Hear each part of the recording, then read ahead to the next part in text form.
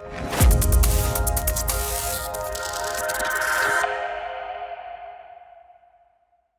thank you for doing this interview. Thank you. Thanks for inviting me. Yeah, could you please tell me your name and what you do? So my name is Yoann, and I co-founded Wintermute about 7 years ago now. Right. We just had our 7-year anniversary actually in July. Congratulations. And I started on the trading side, ecosystem side, moved on the BD side, and now overlap essentially VC and BD, and I essentially lead the Asian efforts. Okay, so for our listeners who are not familiar with Wintermute, what exactly do you do? So what do? We trade and we invest. Uh-huh. So we trade as in we trade about 10-15% of all spot crypto globally, across about 30 exchanges, across 28 DeFi protocols, across OTC platforms. So we do our own OTC with, you could come to us and on board with us as a high net worth to ultra high net worth. I don't know. In my dreams. Come in Soon. soon. The next bull run. Soon, and then you can KYC ML with us and so on, and we can trade bilaterally as well.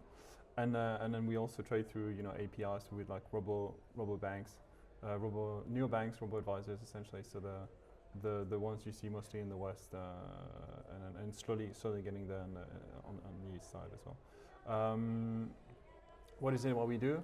Every time you come to an exchange, it doesn't mean that you can actually trade in and face another person. And then we are market makers as such. We're there to make sure that there's always someone else facing what you want to sell, what you want to buy. So we just quote all the time. So we trade 4, 5, 6 million times a day across the world essentially, to make sure that people always have a counterparty. Right. And this is what we do across these 60 plus venues. We also have 60 plus exchanges as such, CeFi and DeFi. And the ballpark figure, we trade about $5 billion a day in average, but then that can spike to about $23 billion a day. Right. Wow. Yeah. So obviously, market making is very, very important for a functional market. Mm-hmm.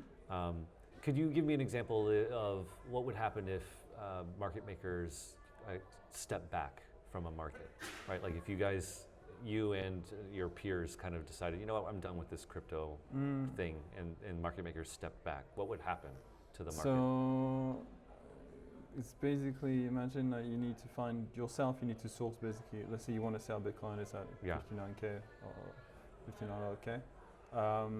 You need to find yourself, a buyer for it.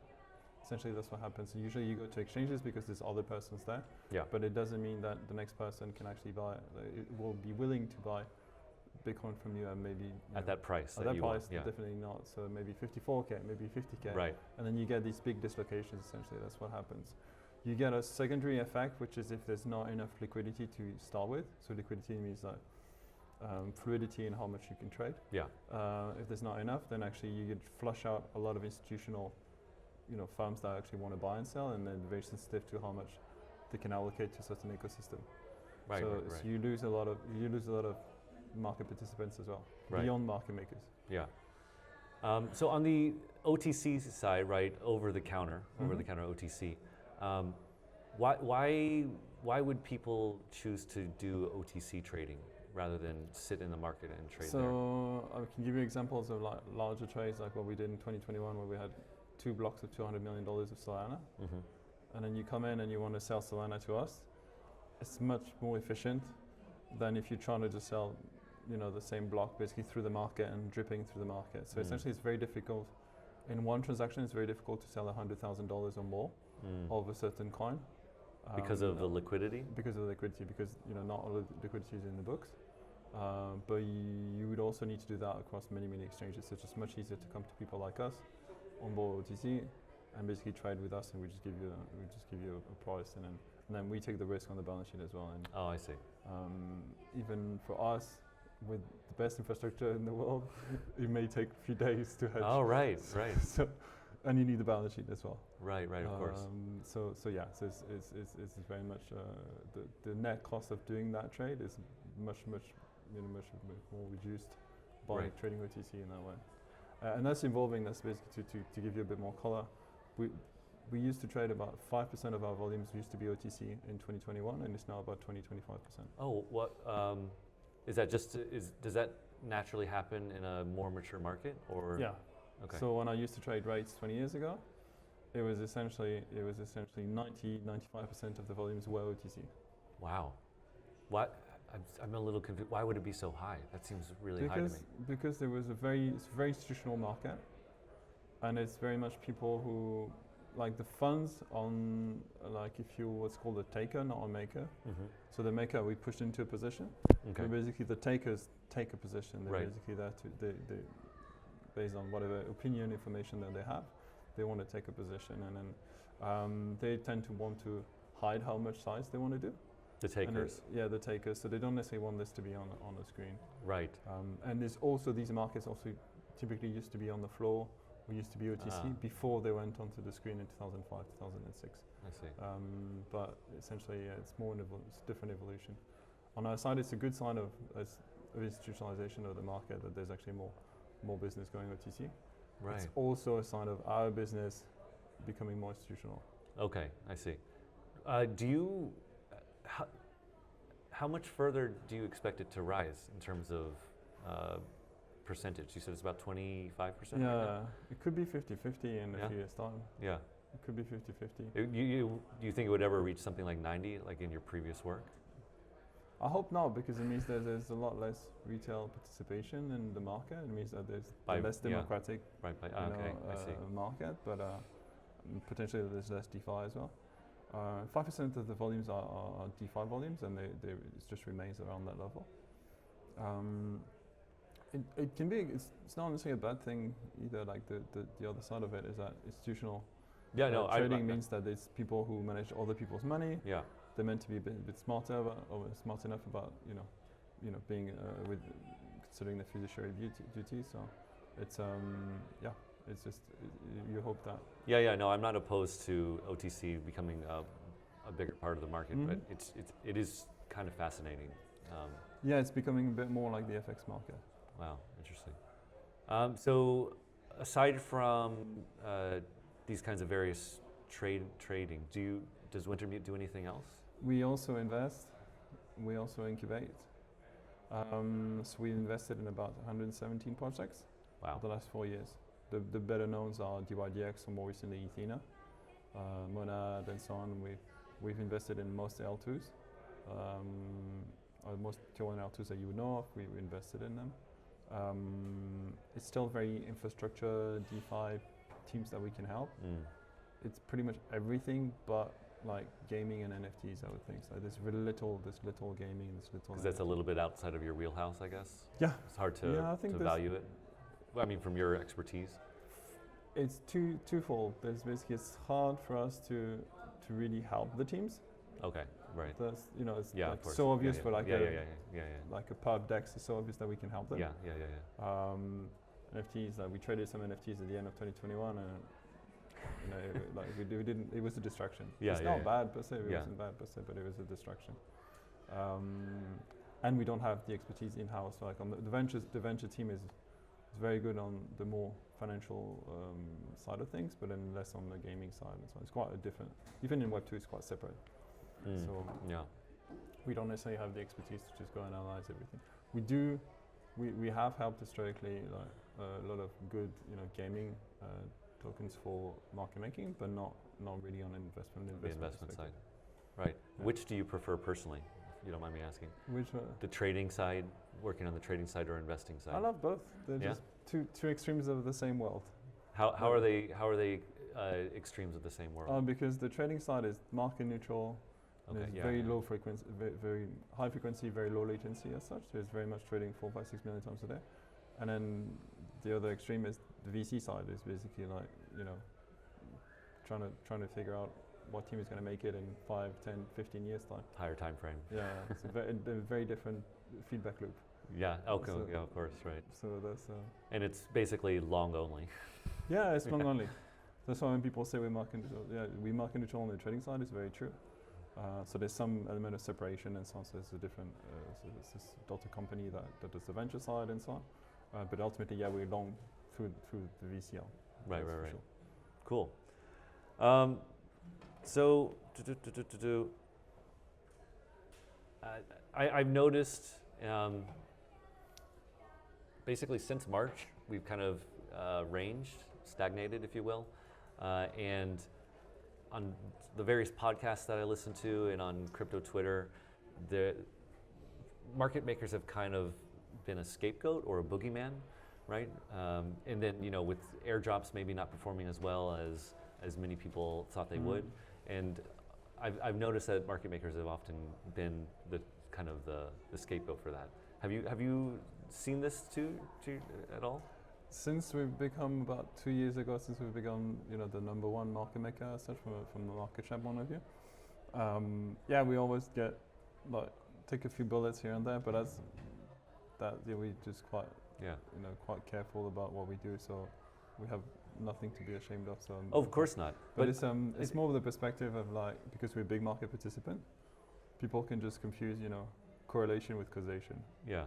And it's not because we're there, like, or suddenly something happens. That's not how it happens. But it's in general of the stagnation is. I don't know. I think we kind of ran out of catalysts for a bit. You know, I think people had a big expectation for the big catalyst at the start of the year was very much Bitcoin ETF, and you have an institutionalization of the market, and it just took some time even for digest actually at that time because people were front running this. And then took a bit of time to digest, and then actually it took off after this to the previous highs, essentially to moderately new highs, but about the same level. What was it, 73K or what was it? Yeah, about there. Then there was a lot of expectation around ETH ETFs, which is, you know, a bit of a different nature as such, with all the differences with like staking not being necessarily reflected and so on, with some, you know, pros and cons with, you know, people not necessarily having access to the ETH ecosystem because of this. So if you buy an ETF, you get exposure to ETH as a delta, as we call it. So you make money if it goes up as such, if you buy it. But essentially, you don't necessarily participate in the Ethereum ecosystem as you would have if you had just bought ETH. If you had bought ETH, you can just, you know, interact with the rest of the ecosystem. So there's some downsides to it as well. I don't know. I think there's been like a two-ended kind of little burnout. Maybe that explains the stagnation. I think people got a bit like, so the retail side on the meme coin side just got a bit, you know, tired of the 20,000 Bitcoin, 20,000 meme coins appearing every day on like Solana or something, making it like pretty good business seemingly for Pump and Fun. We do about 30% of the DeFi Solana trading. We stay far away from the MEV and then the more predatory practices there. We don't like this, so we don't participate in it. But we still provide a good amount of liquidity there. So I think it's more like maybe some fatigue on both sides there. Like not necessarily like a catalyst on the institutional side and not necessarily a catalyst on the retail side. Now there's elections coming. There's, I think, a lot more like worries about. I mean, I'm always the optimist in the room, so you should really ask. So if you think of like Europe, for example, people, I mean, I'm French citizen still. I'm gonna probably add a few French citizen, what happened there, man? Oh my gosh. But I'm worried about Europe in general. So Europe, they started an asset registry, which sounds as bad as it is, which is basically just list all your assets. And so to give you some context as well, so when I traded rates, I used to listen to central bankers all day. And that's kept me away from Bitcoin because essentially it's like I was thinking, well, it's no way a central bank will just let that, you know, slide and so on. Sadly, I had not read the Bitcoin white paper yet, so I would have understood that, you know, it was impossible to actually stop it. But still, there's a certain amount of influence that I think what's going on is they may or may not, but they may try to just bail out the central banks themselves. And then you don't even want, like, for stable coins, it's a question, because then you don't even want like a EU or USD stable coin. You actually want to go back to Bitcoin. So that's the real question. If you go back to Bitcoin, then actually you get a debasing that's so vast that actually it justifies even more, you know, having some allocation to crypto, and especially Bitcoin. So yeah, that's my 2 cents. So I think there's enough. There could be enough of a catalyst just with that over the next few years. Wow. Short term, never know what. Like short term is very noisy. Like it's probably why we do the very short term and the very long term. The 1 week to a few months away is always very, very difficult to predict. But from a market making perspective, noisy is good, right? Like if it ranges, my understanding is that's a little little as long better? as people No? trade, like it's better. We volume sensitive. Yeah, So right. Yeah, what you call noisy, maybe it can be good, it can be bad. okay. I think it's more like noisy in a way that there's volume back and forth. Yes, that's not bad. We all do better when it's high volumes on new highs, because if we can do okay if there's high volumes on the new low, but then it tends to just Yeah. breaks things up, and then it's just disruptive for the ecosystem. New highs and and then high volumes, that's pretty good for everyone. But gaps up or gaps down though, both can be bad, right? No? just have to quote a bit wider. And Yeah, it's see. more risky for us. Yeah, that's what I'm saying. It's yeah, more sorry. risky for Yeah. us. We could get caught up short, that's for sure. Right. But it's part of the risk of course, doing the of course. business. And then Well, I'm trying to. I did a poor job of framing my previous question, No, that's okay. which was I think that people have gotten frustrated with the lack of positive price action, and then they're looking for people to blame. And I think market makers have been kind of unfairly targeted in that we respect. have a few like running memes with Paul Dot and a few others where we're like, we can't, we can't move the price. Like we don't move the price, and we this is really not our work. The work of like it's not about moving the price. It's about like projects actually building things and actually and actually for that to be reflected. And then I think the worst thing that can happen to a project is for its price to be manipulated. So Yeah. because it's just fake price. It's just like there's only a short way to just thinking that it's a fake project. So I would really advise people to stay away from that. Yeah. Just to give our listeners a little more color on like risk management, right? Because that's very important on the trading side for what you do, right? How does Wintermute approach like risk management? And let me give 2 examples. Like so for the past 3 or 4 months when we've kind of been ranging versus when you have like a breakout, right? Like let's say the market starts to trend positively very strongly. So in those 2 scenarios, does your risk management change at all? So for us, it doesn't change much because we stay market neutral. Okay. So it means market neutral means that we don't make money if things go up and down. We just make money on little spreads. As soon as we sell something, we buy it back somewhere else. Okay. Or we buy something, we just sell it back somewhere else. So that's, for us, it affects us less. For us, the one thing that's really important to touch, and I just tend to tell other people on Twitter is not to use leverage. Yeah, okay. It's a bit like, in theory you can, but it's a bit like you're trying to drive like an F1 at 300 kilometers per hour, but you don't know how to drive. Yeah. So just learn how to trade first, and then and then make sure that you can make some money first, and then you can scale. Yeah. It's a bit like a startup that would raise hundreds of millions, but with no product, and then just like the worst thing that can happen is to just spend it all in salaries, and then nothing happens. Well, I mean, look at the. I mean, obviously, everyone would know the problems in crypto institutions in the last cycle, right? That there's a.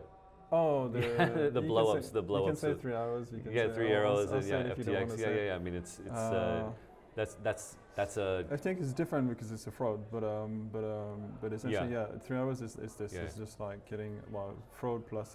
But FTX lost a lot on their books too, right? Like that kind of. Was that's true. That's one of the reasons why they committed fraud. That's true. Was to cover up the. Bad trading. That's very true. Yeah. And like the Caroline no stop. Yeah. Whatever, Oh my God. That was horrible. Yeah. You should have Unbelievable. You should know. Yeah, you should have unbelievable. Yeah. So risk poor management, to give yeah. you a proper answer on the risk management side, we have some credit risk that we manage. As we grow, it gets better because actually we call them more tokens, more venues. And what we call venues is anywhere we trade. So it's like could be with an pool, OTC pool, but it could just be with a CFI, it's a centralized exchange, or a DeFi exchange as well. So that gets more and more diversified. We can afford to actually trade with. We could afford to actually trade with a lot of leverage. We don't because of our size. So it's more like barely a 2x on our side. Right. But most people, I think, could trade if you buy something and you sell something else that's remotely correlated. You could have some leverage. I think the problem is people who just like, especially there's a lot of teasing going on by my co-founder on Twitter with people who just screenshot like massive amount of leverage, and the size is going to be tiny though, right? There's sometimes there's reasonable size for individuals. Oh, really? Reasonable Wow. size, and it's like it's just nonsensical. We wouldn't even do that. We wouldn't do that. It's not the business we run at all. Yeah. But like we wouldn't have like a directional bet that takes that has like a 5 or 10x or so. Yeah. Because who knows? It's just a 50-50 call. Like, why would you risk a business on like a, just very very Yeah. A marginal call as such. So it's I think I'm always split on that issue. I think Yeah. people should learn to trade and profitably first before adding leverage. Yeah. But also I think it's just not like going through and imposing this onto people is not necessarily the best way of doing it. All right, so I just have one more question.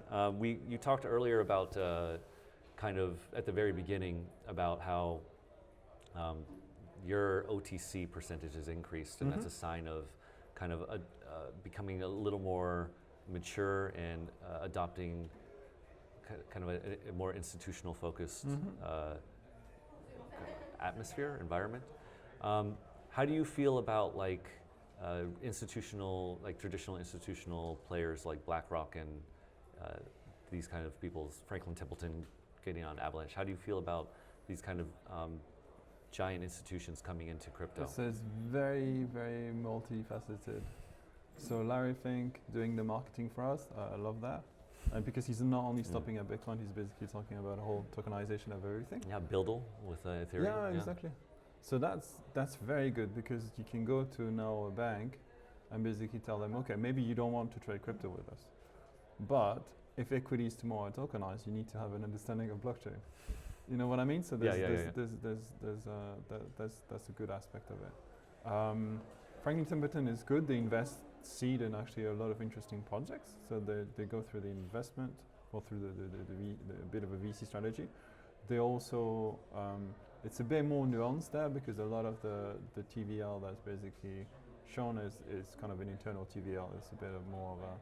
What do you mean by internal? The RWA product is basically their own fund as such. Oh, I think okay. it's about 500 million. That may be running on Avalanche, by the way. Similar to UBS that does internal settlements. And so there's a few of these banks that just essentially run their own. So it's not really interacting with the rest of the ecosystem. I see what you're saying. That's my point. Gotcha. That's one thing.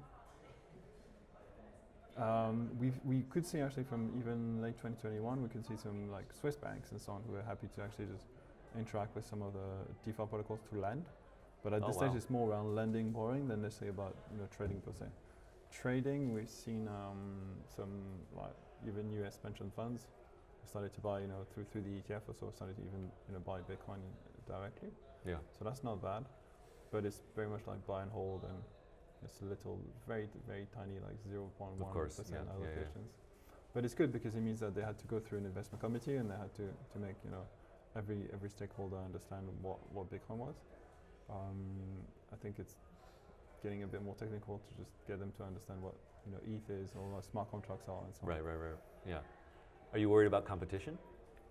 Never worried about competition. It's a terrible question, I should say. No. Are you prepared for competition? How about that? I like competition. I like good competition. I like competition you can learn from. Okay, yeah. I hate competition that just basically gives people a bad name. So you talked about market manipulation and so on. I really dislike people who just like if it's just to cheat, just don't participate. Yeah. But if good competition, you can learn from them. Now we're very focused on the race. The way I run my race, and it's the same thing for a lot of the team, is that I used to be not professional, but like competent swimmer, I would say. Oh yeah? What distance? More like the 50 and 100 meters. I was 12, 13, 14 and so on. I stopped at 15. Oh wow, cool. It wasn't a thing to do in France to actually be a professional swimmer. Particular stroke or? Yeah, breaststroke and backstroke. Wow, cool. Not necessarily a front crawler, but yeah, backstroke and so more technical. But essentially in swimming, there's so much foam, there's so much water everywhere, you can't really see your competitors. So you just focus on your race, you focus on being the best is what you do, right. and that's about it. And then you hit the wall and then you suddenly turn around and just look if you were fast. Yeah. Cool. So it's the same, it's the best comparison. I like that analogy, I like that. The best analogy I can find for you. All right, well thank you so much for your time, I appreciate it. And likewise. Yeah, thanks for the invite. Yeah. Thanks for the chat.